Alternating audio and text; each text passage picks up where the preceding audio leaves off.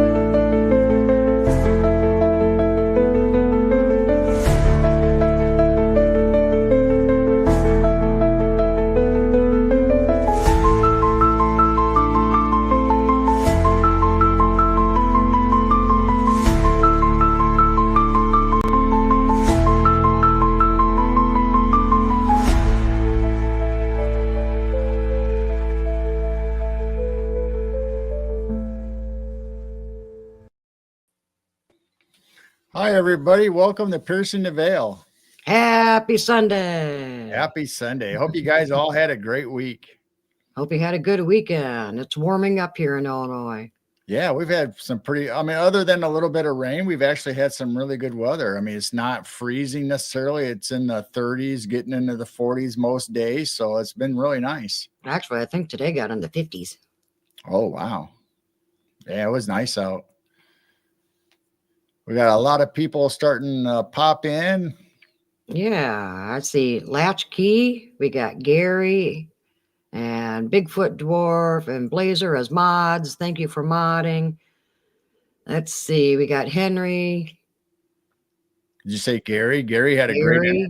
Yep. Gary had his very first interview yesterday, which was amazing. Congratulations, Gary. That was a really good interview. Heidi Pop was in here earlier. Yep, Heidi Pop, Bigfoot Dwarf, Brown Dwarf, Roger. Yeah, we got quite a few pop in. Welcome in, everybody. This is going to be a fantastic show. We have a well-known author, and he started off in rock and rock and roll industry and music industry as far as writing books and documentaries and all that kind of research, and kind of pivoted his well, I want to say role, but the way he wrote and with the subject matter, it's Maxim Furek, and a great author, and we're glad to have him on here to talk about cryptids, Bigfoot, maybe some paranormal UFOs. I don't know where it's going to go. We'll just have to see. We'll let him dictate after we get going to see what rabbit holes we end up going down. Yeah. So if you guys have read our description, I got a little brief bio of Maxim in there and his links to Amazon for his books and his website, maximfurek.com, I believe it is. So look in there, and also our merchandise store in Printful for our t-shirts that have some cryptids and UFOs and stuff. And so make sure you check that out if you'd like. We'd appreciate it. So make sure you show Maxim some love and go to his website and Amazon site and check out his books and order either the rock and rolls or the ones that he's starting to talk about Bigfoot and other areas. So having said that, let's bring Maxim up and we'll get started. Yes. What do you think? Welcome. Hey, welcome, Maxim. Yeah, thanks, guys. I really appreciate the invite. I'm looking forward to a nice interview tonight, and yeah, thanks for having me on Piercing the Veil. So, just great optics. I love the backdrops for your rooms. That's just, Bigfoot and lanterns and crystals, and wow, pretty neat stuff. So, yeah, we thanks so much. We had a little bit of a Christmas in there mix, and then we go back to our normal salt lamps, and salt lamps. See my owl back there, and we had stuff and changed it around every once in a while just to give a different look. Yeah. So my wife and I are snowbirds. We're currently down here in Florida. We're on the Gulf side, and we're pretty much safe from the hurricane so far. so far we've been, when the hurricanes come down here and everybody gets ripped up, we've been pretty good. So we're on what they call the nature coast, a lot of manatees and that. I'm real close to Bigfoot, skunk ape territory. I mean, we're just counties away from the Green Swamp and the Ocala National Forest. And then the Everglades, 16 counties from Miami-Dade up to Polk County. So there's plenty of places for, these cryptids to hide, but, they're in my backyard. So, I'm always looking for them down here in Florida, where, by the way, it's going to be in the 80s this coming week. In the 80s. You guys had a little bit of a cold that hit you guys in Florida. Were you far enough south to stay away from that little snow and freeze that come into Florida? Yeah, that was up on the Panhandle, and that was up in Tallahassee. But we were spared, so that was good. But that Panhandle where there's Pensacola, there's military bases there. A lot of UFO sightings there, and I don't care where you go. I'm from Pennsylvania. I spend summers in Pennsylvania, but we have a tremendous amount of Bigfoot sightings. Some people claim that after California and Washington State, Pennsylvania is number 3. But down here, the folks say that after California and Washington, Florida is number 3. So right. We've noticed that with our state. Some lists put Illinois as number 5 for Bigfoot sightings, but then you go to other people's sites and they say, okay, Illinois 7, or might not even be on the list. Yeah. Well, there's no one agency. Maybe you guys could do this, but there's no one agency where everybody connects with and says, this is what I saw and this is when I saw, so somebody could be keeping records. But I want to say this, I'm more of on the woo side, and like I've told you before, I've been called Dr. Woo, but because my premise is, if it's not flesh and blood, what is it? However, I know people who have seen Bigfoot up in Pennsylvania. My neighbor was in the cemetery. He's going to pay his respects to his son. He was driving out, and on the tree line, he saw not one but 2 Bigfoot creatures. One was black, one was cinnamon colored. And I asked Joe, I said, well, how did they act? What did they do? And I asked him this a number of times to make sure I got the same story. He said that they looked at him like they were curious, and then they walked away like humans, not like bear. They walked away like humans. And then later, my wife and I went to that trail and we looked for tracks and everything. And it was one of those trails that not loggers, but utility workers would use, like a trail where they could go there and work on the poles or whatever. So that was one thing. I called Stan Gordon out in Western Pennsylvania, and I called Tim Renner. He's a guy in Eastern Pennsylvania, and I reported the sighting. So they called my friend Joe just to document it and to document it. There was another guy, and again, I hope you don't mind this narrative, but in a place called Catawissa, Pennsylvania, a lot of Indian names there. Catawissa, this guy named Craig Long. Craig is currently the district magistrate. We have these judges in the Commonwealth of Pennsylvania. At the one time, Craig Long was a law enforcement guy. He gets a phone call, 11 o'clock at night. This old guy was out taking his dog out to let him take a pee for the night. And here, there's this creature, 11, 12 foot tall. Wow. A Sasquatch. And this elderly gentleman told Craig Long, the law enforcement guy, he goes, I wasn't afraid. And the reason he wasn't afraid was that the Bigfoot had kind eyes. It had kind eyes. So, so you get this from Joe, that they were curious, this older guy, that they had kind eyes. Guy named Bill Rigby, who has a podcast. He's from Western Pennsylvania. And Western Pennsylvania has just like a whole plethora of Bigfoot podcasts and researchers and expos. I mean, they're just stomping all over each other and just amazing. But anyway, Bill Rigby claimed he saw Bigfoot about 3 years ago at 15 feet, claimed that he got PTSD. And he said that it was he was zapped. and he became lightheaded. He had nausea, all of this stuff. So he was like disorientation. So that was his experience. It wasn't so good, but he claimed that he has PTSD to this day on. So, everything seems different. Some people that I've talked to that have seen Bigfoot claim that it's changed their lives. And, right. So again, I don't know. The closest thing I came to a Bigfoot encounter was last year, and my wife and I were walking in a place called the Riverlands. This is in Pennsylvania, and it's next to the Susquehanna River. Well, usually this one trail is washed out, it's flooded. Well, this time it wasn't flooded, so we walked down there, and I look, and ahead of me was this black shape coming towards me. It veered to the left, by a tree, hidden by a tree, and then came towards me. And it took like 1001, 1002, 1003. So let's say maybe 3 seconds I saw this. And then it came towards me. Here it was a lady wearing a fur coat, because it was cold, and it had padded shoulders.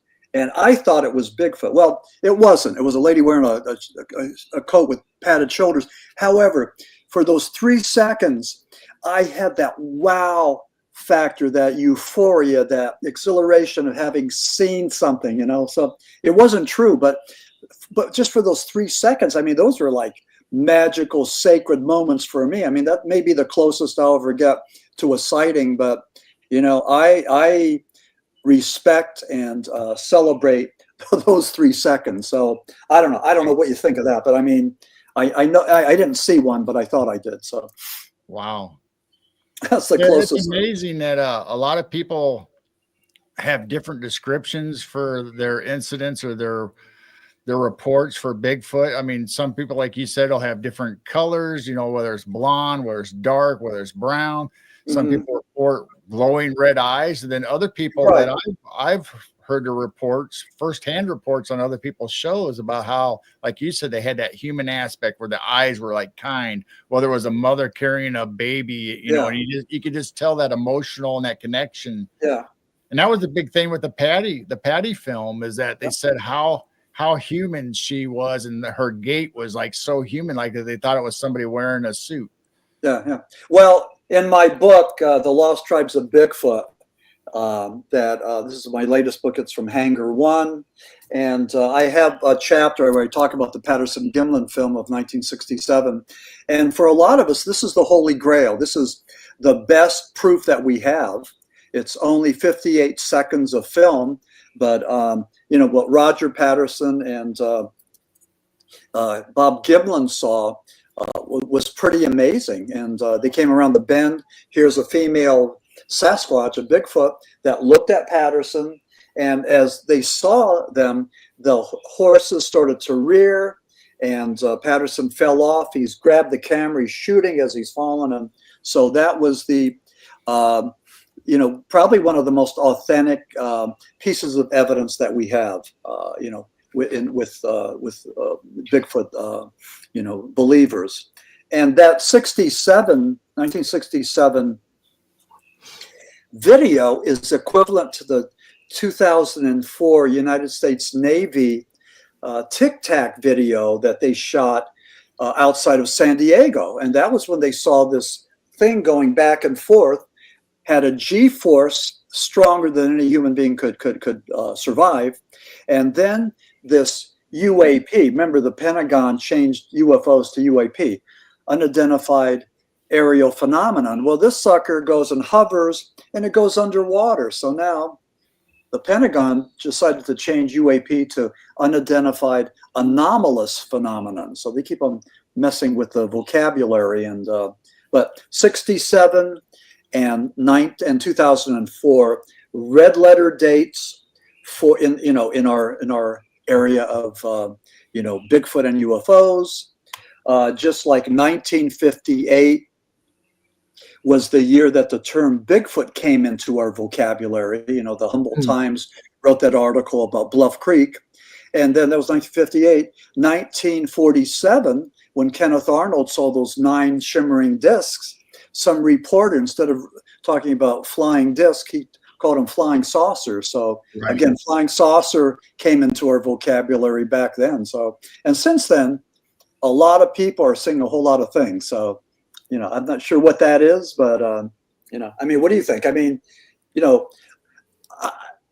I look in the woods in Pennsylvania and Florida, and, you know, so far I haven't really, I thought I saw something, but I really haven't. So I don't know.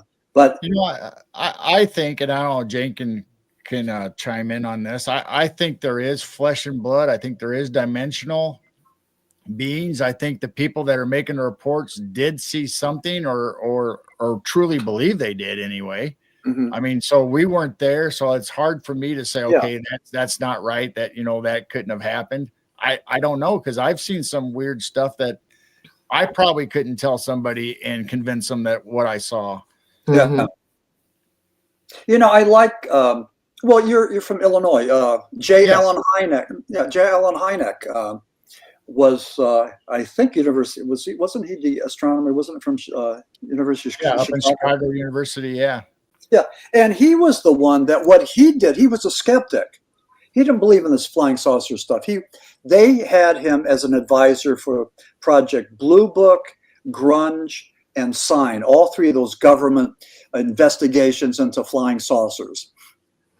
And he was a skeptic. He didn't believe any of that stuff. But what he did was he eventually came to his senses and realized that the scientific community was being very disrespectful to these eyewitnesses. So instead of saying that, Jane, okay, what did you see? When did you see it? What did it look like, sound like? And taking your story, they're saying Jane got to be crazy, needy, hallucinating, seeing reflections from Venus or whatever.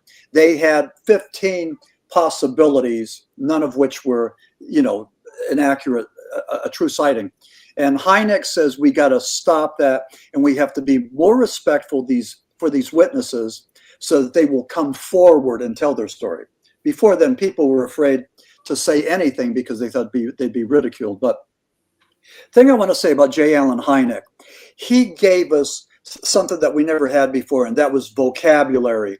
He talked about levels of high strangeness, that, you know, it's maybe one thing when you see a light hovering over your car, you know, but if your car conks out and you can't start it, and if you feel like a time lapse or all these things, these are elements of high strangeness that shows that there's something there, something unexplainable. And J. Allen Hynek gave us that, just as he gave us close encounters of the first, second, third kind, fourth kind being abducted, and who is it? Stephen Greer, that talks about of the fifth kind, that we actually, CE5, that we actually go looking for these aliens, these saucers. So I don't know, but I mean, J. Allen Hynek did something that I think that all of us need to do. We need to come up with vocabulary terms and hypotheses that work. You know, I mean, you know, so that's, I think, what we're doing on shows like this. We're just trying to make sense of the data, and yeah, I mean, that's what I try to do. I just try to make some sense of it. I think that's why they did away with Blue Book. I think that's why they changed UFO to UAP, and USO makes sense, you know, underwater, submergible.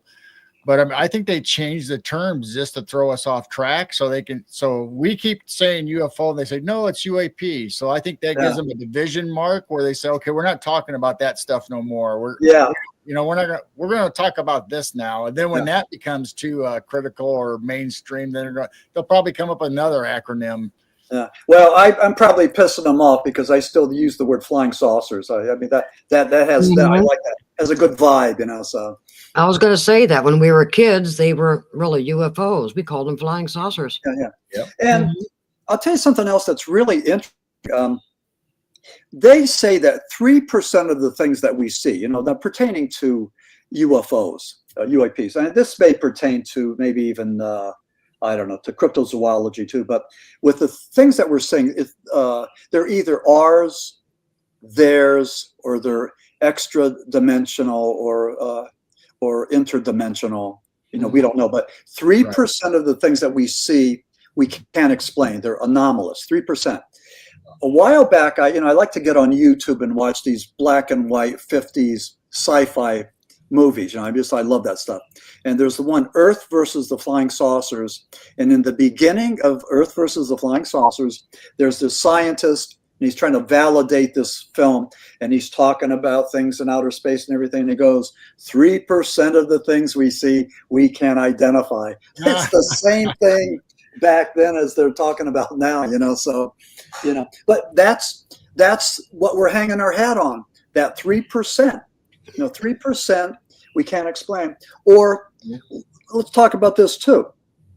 Man and apes, human beings share 98% of the DNA with chimpanzees, bonobos, and gorillas.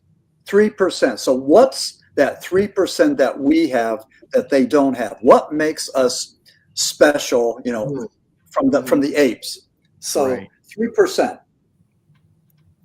Magic number 3. Yeah. Or even, and since I'm mouthing off, with Homo sapiens, Homo erectus, Neanderthal, all of those, we interbred with Neanderthal, and they claim that 30% of us have as much as 3 or 4% DNA, Neanderthal DNA. So, and when you do this, 24andMe or whatever, what are those? Right. Those genetic tests. Well, 23. People talk about them.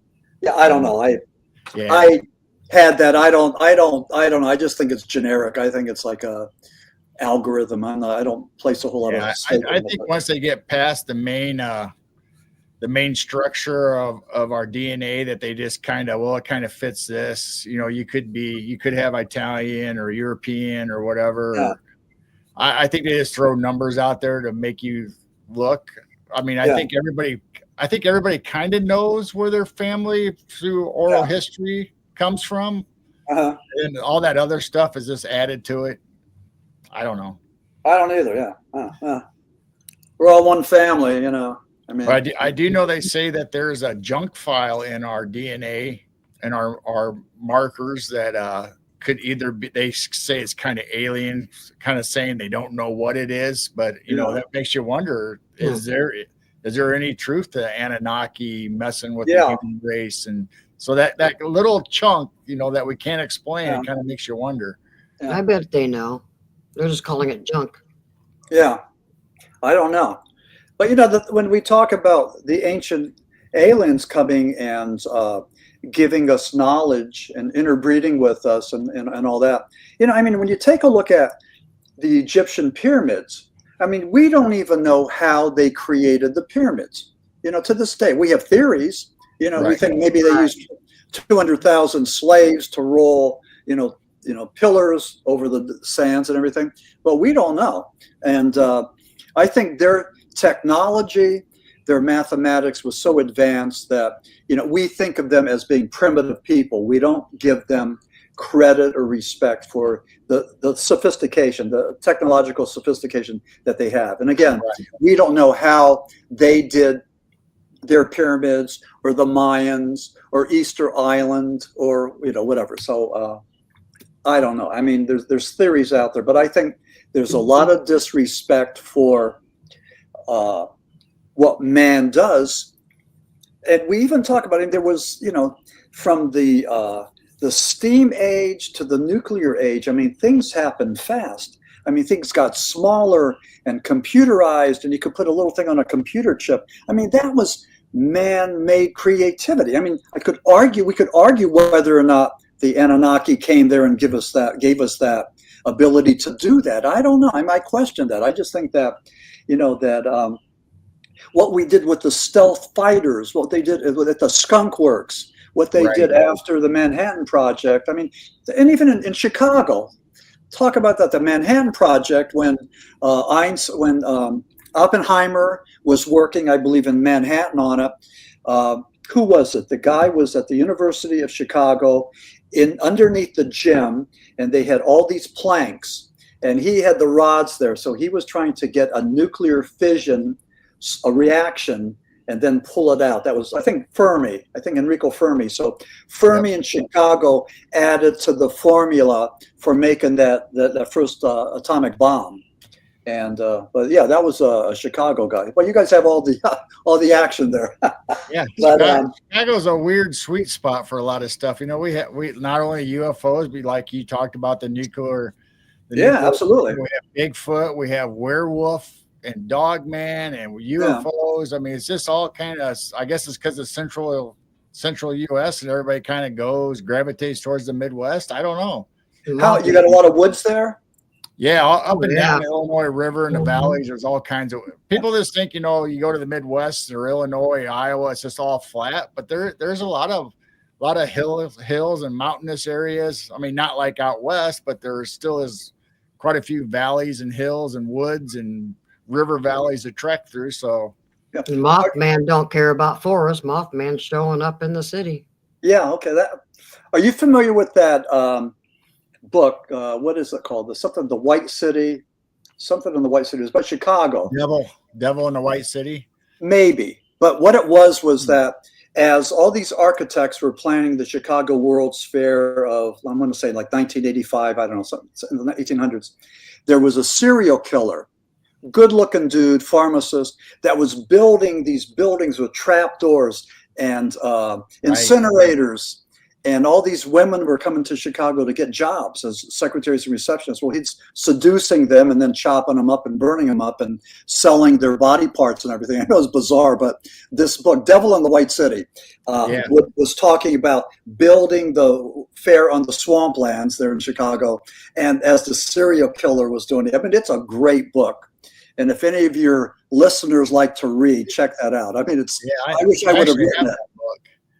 I like Chicago history, Illinois history, and we've talked about the Columbian Fair here, and you know how supposedly, you know, they built these buildings to be temporary, but yet some of them are still in existence here in Chicago, and we use them. It's just like, it's just a weird story. It doesn't all make sense to me. I don't know.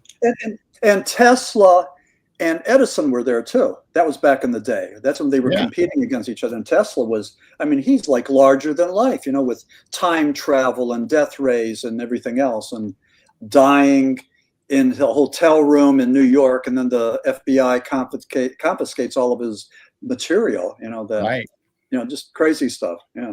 Tesla was, you know, you can get in, you know, the book, you know, Barron's Travel, and it brings the Trump and Trump's uncle in with Tesla. Supposedly he took the files, and I don't know. Yeah, I know. Yeah. Well, it's fun trying to figure it out. And there was a book called Man's Search for Meaning. I think it was Viktor Frankl. He was a Jewish guy that was in the concentration camp.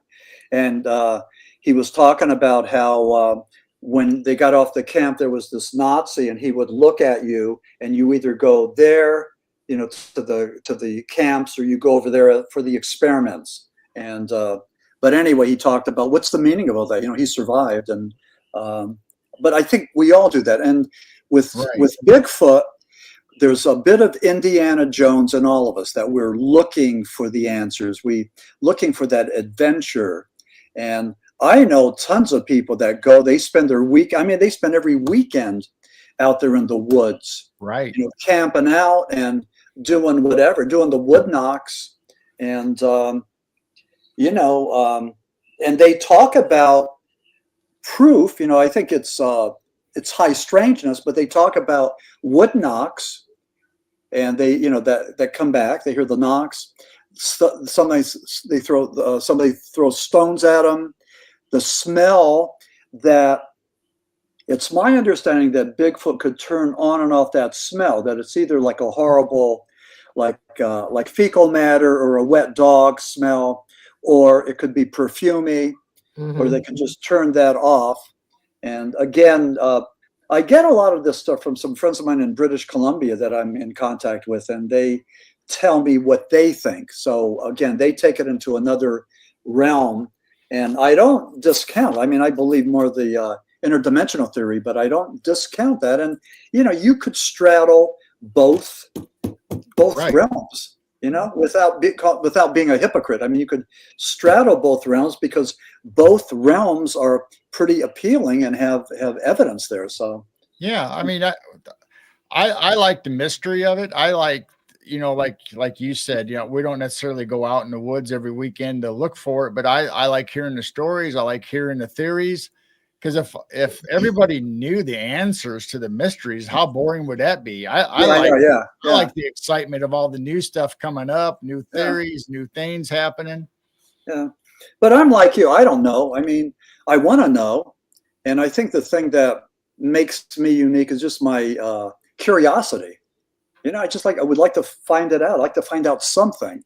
And so, yeah, I don't know. Well, we're kind of like you too. I mean, we like the curiosity, but you said about flesh and blood and dimensional, how you can see both sides. That's the way we are. We kind of think at times, you know, Bigfoot, there might be flesh and blood, and then also certain aspects of the dimensional, just kind of like the Native Americans, where you had your normal everyday, not normal every day, but you have your regular Native Americans that did the hunting and trapping and all that. But then you had shamans mixed in with them that reached into the spiritual. So what if Bigfoot clans were the same way, that you had this normal flesh and blood doing their thing, but then you had higher spiritual leaders inside those clans that could do the dimensional or spiritual thing for them also?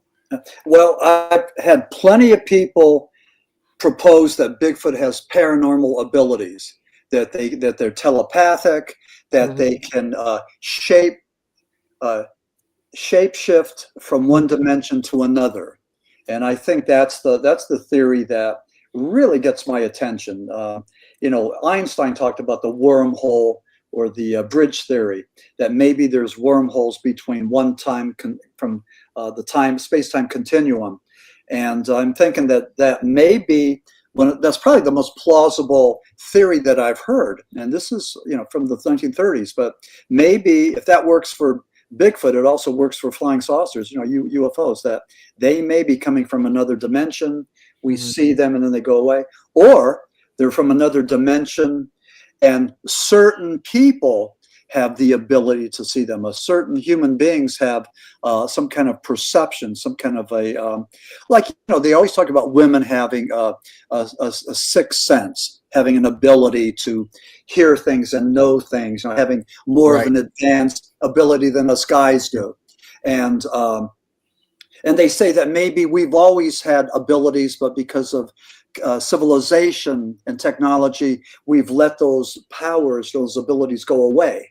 Like we have them, you know, like maybe we can read minds or astral projection or remote viewing or whatever that is, communicate telepathically. Maybe we have that ability, but we've lost that because we're caught up in the 9 to 5, you know, the rat race, just trying to put bread on the table, you know. So in my book, Core Region Hoodoo, there's a chapter there, and with Core Region Hoodoo, I try to go and place the supernatural with the paranormal and bring it a little bit closer to the scientific. And if I could find this, yeah, here it is. Okay. So there was Saint Teresa of Avila, and she was a 17th century Spanish mystic. And St. Teresa said that through prayer and meditation, we could reach states of ecstasy and rapture and what she called flight of the soul. And that's an out-of-body experience. And in my book on the Shepton mythology, those miners claimed that they had out-of-body experiences, again, through that prayer, that they were able to get beyond the mine and look down and see the rescue team. And there were thousands of people there that were at the rescue team. And, you know, so they claimed that they could see that, and they claimed that they had this out-of-body experience, you know, twice. So just an amazing. Let me make you a big screen and bring that book back up, your Shepton. Yeah. Yeah, there's the Shepton, the Myth, Miracle, and Music. And this is the book that got me into the paranormal. And this was in 2016.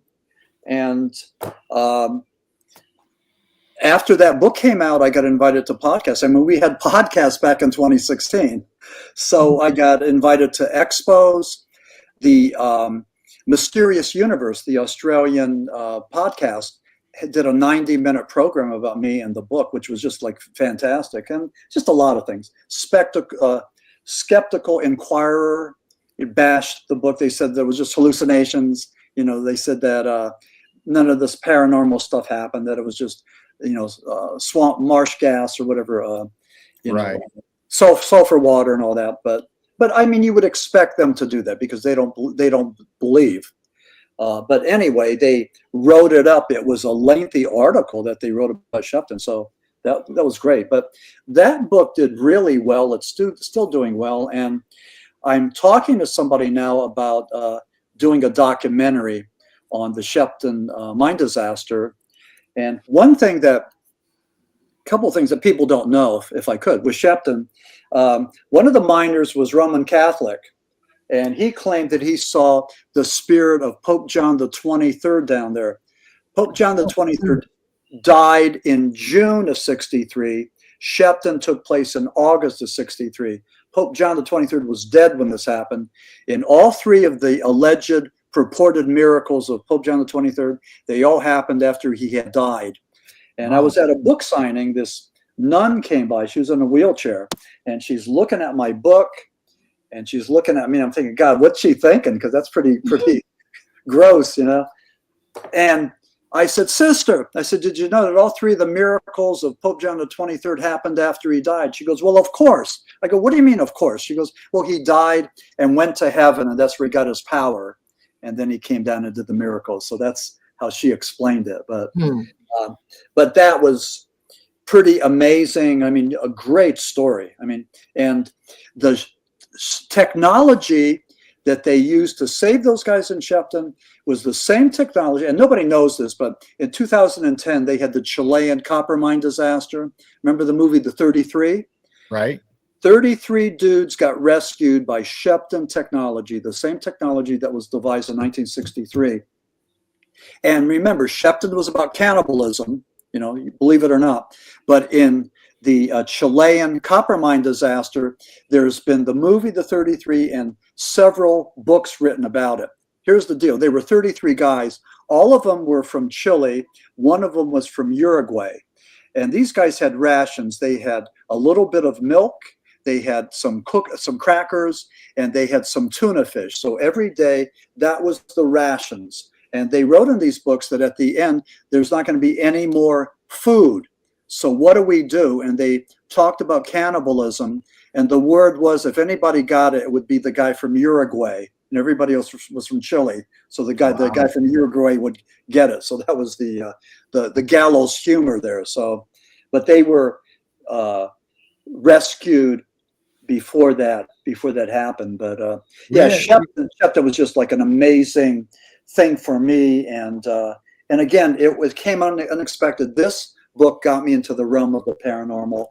Again, I tell everybody, I didn't go looking for the paranormal. It came after me. Yeah, we had a major mining accident here in Illinois, the Cherry, Illinois mining accident back in 1909, where 259 men and boys lost their lives in that cave-in. Yeah. And what were the boys doing down there? I think they were just young, and they just went to work. That time of period, you didn't have any child laws. Yeah, right, exactly. I'm glad you brought that up. Yeah, we had the Breaker Boys back in Pennsylvania. These little kids, they were like 5, 6, 7, 8, 10 years old working in the mine. And they had laws protecting animals before they had children's rights. Right. Kids were just property. They were like chairs. Yeah, we have all kinds of stories and songs about the Breaker Boys in Pennsylvania. Man, it was... you go to northeastern Pennsylvania, they have these mine tours, the old defunct mines. And they talked about the 5-year-old Breaker Boy. His father died, and he had to go there and lead the mule around. He was the breadwinner for the family. And if he lost his job, they were going to get kicked out of the company home. So 5 years old, working in the mine. Wow. Yeah. Now, was there any reports of like the Tommy knockers, any of that stuff in the Pennsylvania mine? Yeah, there's supposed to be some sort of, creatures, spirits down there. The scariest one was a guy was telling me that some guys were in the mine and they thought they saw the devil, but the devil was wearing a businessman's suit and tie, so the devil came in the guise of a business guy. But there's all kinds of stories. And the other thing too about these mine disasters, typically, there were a lot of Catholics there. They were all Italian, Polish, Lithuanian, that. Right. Typically, if there was a mine cave in, they would just bulldoze the site, put concrete over it, do a monument. The father would go do the last rites of absolution. That would be it. They rarely went back down for a rescue operation because it was too dangerous and it was too expensive. And typically what would happen in these coal towns, that if there was an accident, they would be ringing the church bells. So the wives knew that something happened, and that's how they communicated. So it was pretty bad. Coal miners back home were like indentured servants. There was nothing good about it. I mean, they were used and abused, and then the owners went down to Miami. So whatever. Yeah. And I write about that in the book too. They were a bunch of bastards, corporate bastards. So. Yep, working for the company. That's right. Yeah.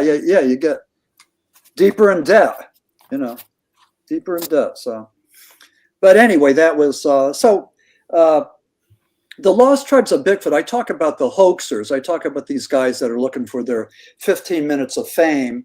And so what they do, they try to pull their wool over our eyes, telling stories. And they do it for money. They do it for 15 minutes of fame, or they do it just to play games with us. Like, remember Jack the Ripper and the Zodiac Killer and all these serial killers. They tease us. They play games with us. Like, they give us little clues. Catch me if you can. So, there was a lot of that going on, even with the hoaxers. And I talk about them.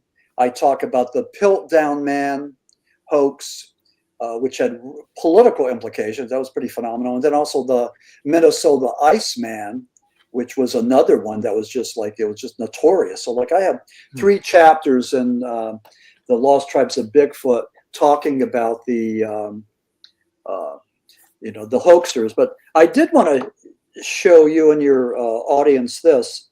There's a thing that Hanger One Publishers uses called IBT. And there it is. And throughout the book, there's these barcodes. And if you were to take your camera, your phone with your camera, and hit that QR code, there would be a video of me doing a synopsis of the chapter. So, nice. Yeah, that's pretty good interactive technology. So I'm glad that they did that for the Lost Tribes of Bigfoot. It's a big thing. So cool. So it's weird how you have like the hoaxers that supposedly were making the cement shoes, to make tracks, and people floating Loch Ness monsters out and taking pictures of them, people throwing pie tins in the air and taking photographs and sending her UFOs. I mean, we had that, and it's too bad because it kind of casts doubt on the stories when somebody really has a true experience or what we like to think is a true experience. Yeah. One of my favorite ones is George Adamski.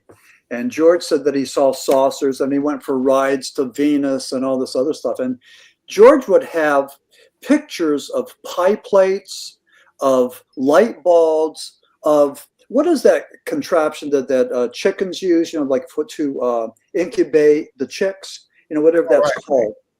That thing. Incubator. An incubator thing. And he would have pictures of that. And he was telling people that was a flying saucer. And people believed him. I mean, it was just it wasn't even a good hoax. It was just a crappy hoax. But the one thing that Adamski did, and this is important, this is after 45 and Hiroshima and Nagasaki. It was he believed that the Space Brothers were giving us a message. And he said the message was that you better pull back or you're going to destroy the planet. And so George Adamski, even though he was a hoaxer and a con artist, even though the FBI had a file on him, he was almost like a cult leader. And guy only had a 3rd grade education. He spoke broken English. He was Polish American. And he had other people write his books.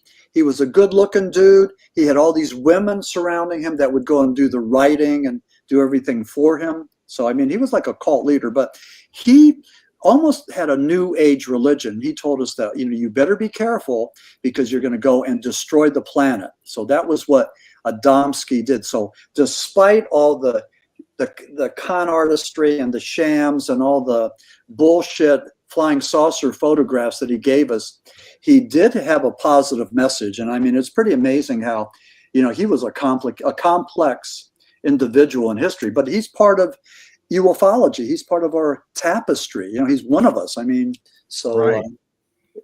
Just incredible stuff that he did. So, well, I mean, a lot of times they say even bad publicity is still good publicity. Yeah. No matter what you do. So, I mean, you draw attention to it, whether you had good intentions or bad. I mean, that's horrible to say it, but I mean, it does get people interested one way or another. Yeah. I'll tell you, as a writer, you never want anybody to say that you plagiarized. I mean, if you get a quote or anything, you attribute that to where you got it. But if you try to go and, tell the world that this is your thing, I mean, that's, you take the cyanide capsule. I mean, life isn't worth living, The other thing with AI, there's a lot of ways to have AI write your books. And I know people that are going that route. And that, I think that is it's just unethical to do that. Mm-hmm. But again, AI is here. And I mean, you could do an AI thing of me talking other stuff. I mean, saying whatever we want you to say. Yeah, I know. I mean, these are scary times. These are scary times. And who was it? It was Tom Hanks. There was some AI thing with Tom Hanks saying something. I don't know what that was, but he went on record saying that wasn't me. I didn't do it. So I forget what exactly that was, but and it doesn't matter. Once it's out there, it's out there. And if people grab a hold of it, they might not ever believe that Tom Hanks did not say that. Yeah, I know. I don't know. The future's here. And, again, I wanted to show your readers, if I may, my current project is called Paranormal Apocalypse. Is This How It Ends? And there's my book, author of the Shepton mythology, but that's a gray as a Grim Reaper. And there's the hourglass and there's all the skulls. So what I do is I take a look, what's the future going to look like? And I claim that we are being controlled through fear. It's the most basic emotion man has. And it was H.P. Lovecraft said that fear of the unknown is the most powerful emotion that we have. And religious leaders know this, political leaders know this, doomsday leaders know this. And that's why all those people ritualistically took the Kool-Aid in 1978 in Guyana with Dad Jones, Reverend Jim Jones. And a couple of weeks ago, I was on a podcast, this dude from San Francisco. His mother almost signed up to go with Jim Jones to this paradise. Ew. Wow. And he was telling him that there was going to be a race war, that you better get out of town and go with us. He had them. He was brilliant. He was good looking. He was amped up on amphetamines. And then when they got there to Guyana, they had propaganda saying about Jim Jones. He's the master. He's the leader. He's the guru. And this was 1978. I was out in the boondocks of Wyoming for a week. No TV, no newspapers, no radio, nothing. And we came out of the woods. And the first thing I heard was the Guyana mass suicide, like over 700 people committed suicide. That's my first taste of civilization when we got out of there. So I know exactly where I was when that happened. So That's So anyway, that's pretty similar to Manson. He told everybody then his following there was going to be a race war, and that's why they were going to be so great. yeah. And a lot of these guys can drop scripture. They can recite scripture. So you think, hey, he must be a holy man, you know? The only thing I got memorized has nothing to do with this. It's not only to be loved, but to be told that I am loved, for the realm of silence is large enough beyond the grave. That's it. I got nothing else.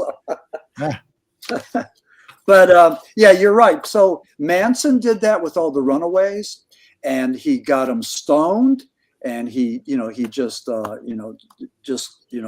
brainwashed them. That's what he did, So yeah, Well, I think you find that with all the cults, regardless of what cult you talk about, there's always brainwashing, and it's always somebody who is a great speaker, or they just have that charisma about them. Right. Yeah. And then the other thing, we give up, rather than me, walking the walk and walking doing the journey, I give it over to you. I give my power over to you. You take care of me. You control me. You keep me safe. And so that's what they do. It's a bargain, but what you're doing is you're bargaining away your autonomy, your freedom, to join the cult. Even in times like today, I mean, it's easy for somebody to do that, to say, okay, you come with us, we house you, we feed you, we take care of you. You don't have to deal with the outside world no more. And a lot of people think, oh, that sounds good. I mean, I hate the world out there, let's do this. Yeah. Well, there's a lot of people like that. I mean, God, there's a lot. I'll tell you what, there's a lot to hate. There's a lot to be upset about. And I believe, life is filled with pain and suffering. There's a lot of negativity, but there's also slices of joy and redemption, and there's chunks of happiness. So life's worth living, So I mean, just live the best life you can, and be kind, and have compassion, and listen to music. Right. Yes. Listen to the 60s and 70s music. We talk about that quite a bit on our show, and Jane can tell you about this, that we talk about music brings you back to a certain time and date, and you know exactly what you were doing. It's like a time travel, like a portal. It was, yeah. And then the songs represent things in your life, good and bad and sad. I know my dad passed away in the year 2000, and he had dahlias, these flowers. And there's a song by Donald Fagen of Steely Dan, Florida Room, and he talks about the dahlias. And I used to play the song, get real sad, thinking about my dad, But that was a trigger for that. But yeah, we all do. I mean, music does something to the synapses. I mean, it takes us to another place. It gets us high. I mean, it's just like you could get high without drugs, and right. Well, yeah, I mean, music has that effect on you, whether it makes you sad, whether it makes you happy, whether it makes you reminisce. I mean, there's all kinds of aspects to music. Yeah, absolutely. Yeah. But we were talking earlier, I think that some of the most creative and innovative music came in the 60s and 70s. I mean, just wonderful stuff, classic stuff that that is still being played today, is still good. And so. Absolutely. Yeah. So speaking of music, and you say you have a song that reminds you of your dad. Have you ever heard that come on multiple times on your radio while you're in your car or at home? Because people say that that's like a connection between the spiritual world, where your relative or loved ones saying, hey, I'm still here. Because I've heard of stories where people be in a car, they hear this song that reminds them of their dad or mother. They switch stations, and then pretty soon that song comes on again. I've heard it like 3 times where a person switched channels and that song came on almost immediately. No, this not Florida Room, because nobody ever plays that. It's just like an underground song. But there was a song by Bob Seger, Still the Same. And the one time me and my dad drove down to North Carolina, and we weren't really getting along. We were just like feuding. And so it took forever. And that song by Bob Seger kept on coming on the radio, Still the Same. So after my dad passed, every now and then I'd hear that song and I'd just think about him, so, but originally when we were going down to North Carolina, like it was just like torture, like, God, here's that song again. So, but the thing, I mean, at the end, me and my dad made up. We had a wonderful relationship, but we were bullheaded. I mean, he was tough. I mean, he was a tough guy, and so was I. I was a rebel, and nothing's going to come together when you have that. Come on, you got to make peace. And then when I met my wife-to-be, she brought us together, and then we stopped the war. There was no need to fight. So my wife was really, took the part of a priest, a shaman, an imam. She was there to broker the deal. So I give her all the credit. So, I mean, but I had a great relationship with my dad. He was a World War II hero. June of 45, his battalion liberated Dachau, the concentration camp. And he talked about that twice. So wow, he was one of the GI generation, great guy. And my father was in World War II, and he was stationed in France. Okay. He didn't go over at D-Day though. He wasn't part of that. He was right after that. Yeah, good. That was a slaughter. Yeah, that was horrible. Yeah. Speaking about music and like your dad, I can remember being in church, and when I hear "Walk with Thee," that was my dad's favorite in the garden. Yeah. That was my dad's favorite song, and I remember that hymn or that being played in church. And when I was young, and I would snuggle up to dad's neck and kind of fall asleep, or I could smell his aftershave. And when I hear that song, I can smell that aftershave. I can picture myself being on my dad's chest. It's amazing. Well, we're fortunate that we had a relationship with our dad, that we had dad in our lives. There's a lot of guys that didn't. And they go through lives, I mean, searching for something and maybe angry, bitter, whatever, But I mean,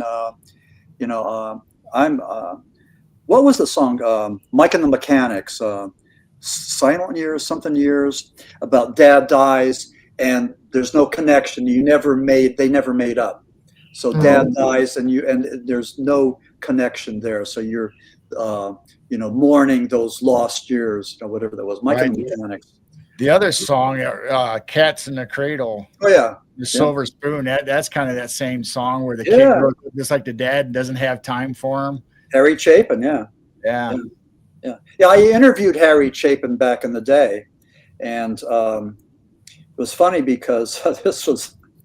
I don't know if you want to talk about this. He was up in northeastern Pennsylvania. He'd had a thing called WH World Hunger Year, WHY, and his thing was don't give them fish, but teach them how to fish.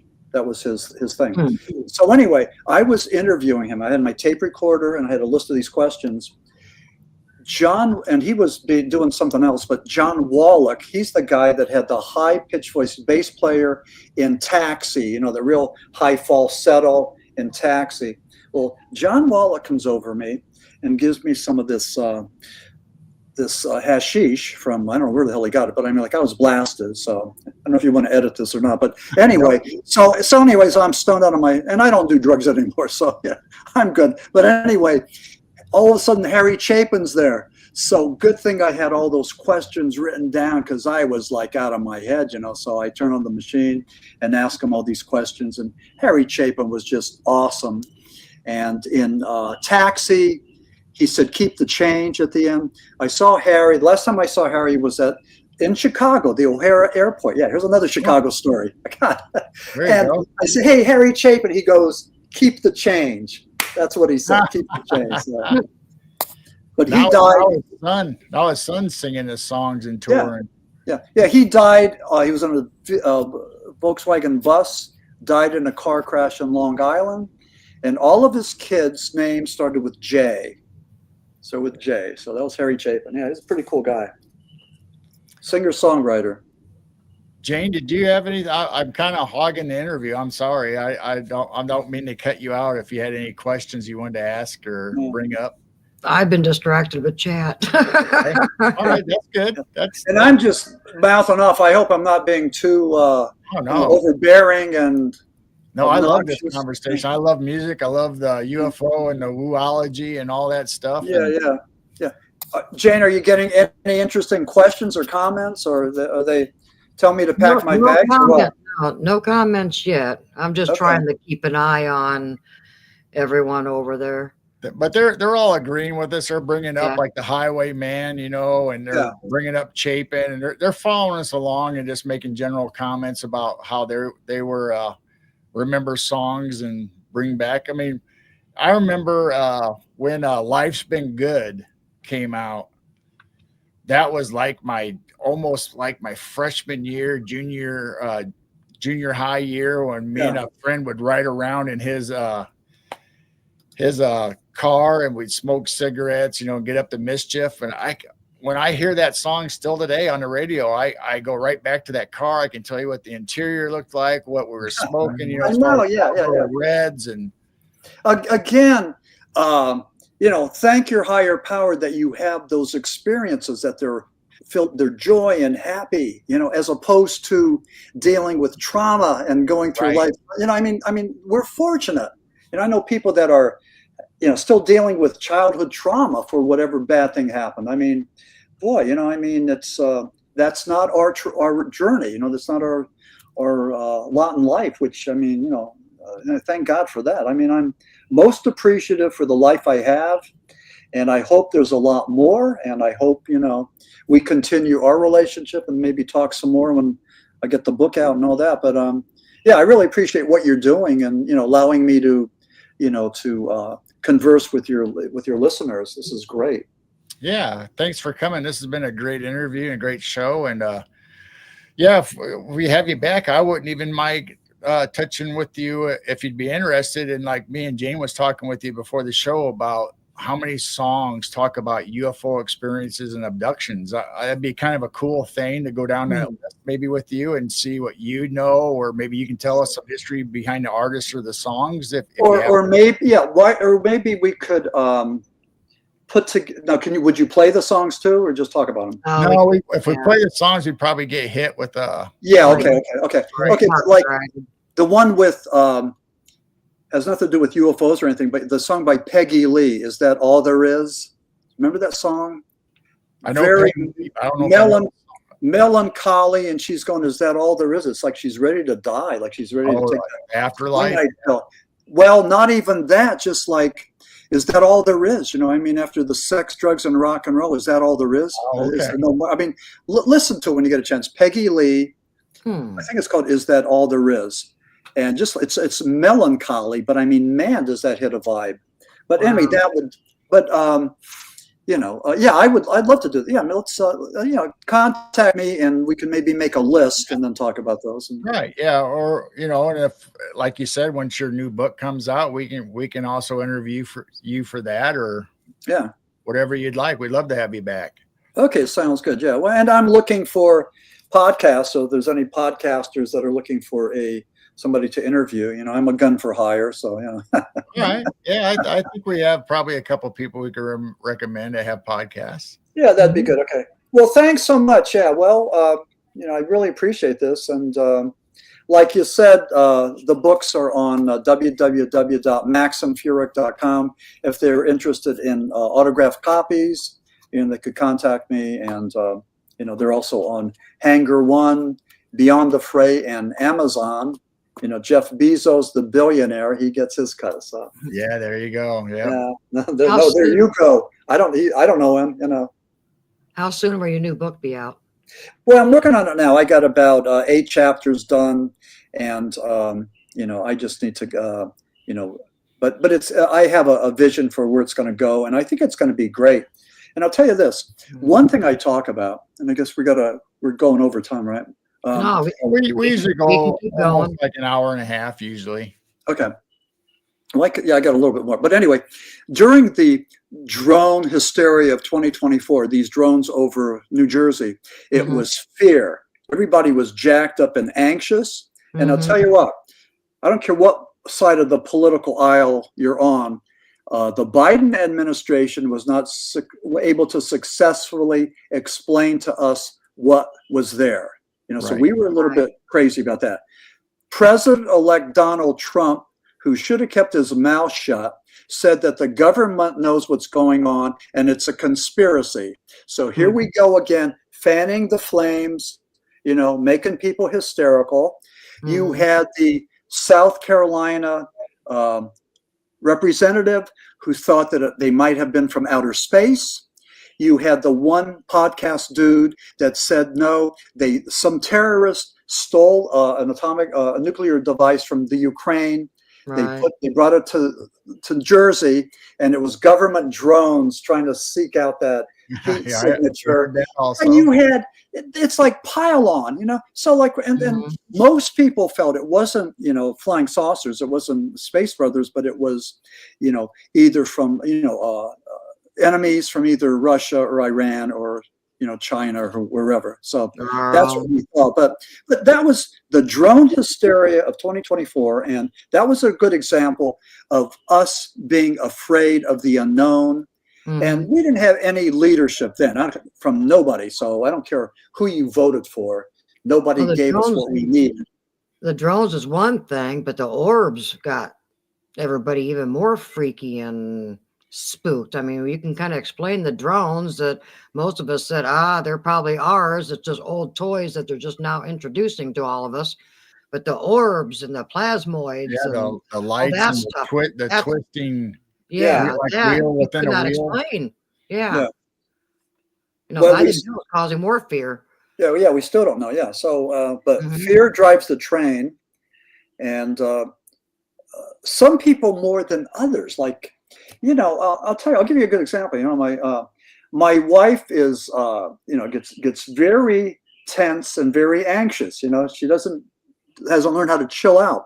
And she's had shingles a couple times. Now, shingles are brought on by anxiety. Right. So, I mean, even though she had this shingles shot, she's had shingles twice. That's a very painful thing. So, that's an example. But I think there's a lot of people like that instead of riding with it, I don't know. I mean, I'm glad she can't hear me talking about her, but your anxiety can make you sick.